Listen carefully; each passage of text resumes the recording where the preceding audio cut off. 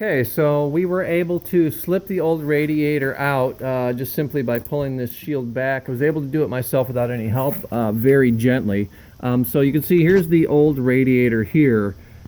Basically, this is sitting upside down just so that way none of the transmission fluid and everything is leaking. But so this is the bottom side we're looking at, not the top side. Now you'll notice that they have these little tips right here, and they're about 3/4 of an inch long. They are on both sides. There are corresponding holes down in the frame of the car that this needs to sit down into. So when you slip your new radiator in, you want to guide these pins down into the corresponding holes down below to ensure that the radiator is seated properly.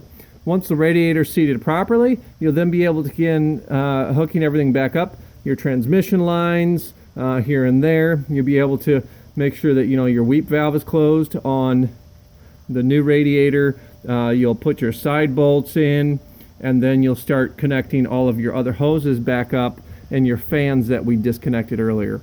So that's pretty much how you replace a radiator. Once again, you just reverse the process of all the bolts.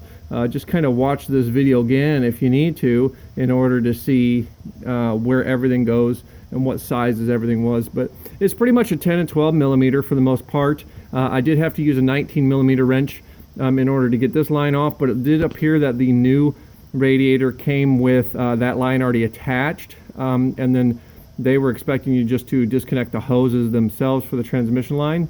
So I'll leave that up to you whether you want to attempt to do it the other way, but it is a little bit easier if you take it off right here, because then you can get it out through that front guard a whole lot easier without any extra tubing or anything like that in your way. So thanks for watching. I hope this was helpful. Hope I at least helped one other Veracruz owner out there who wants to repair or replace their radiator themselves.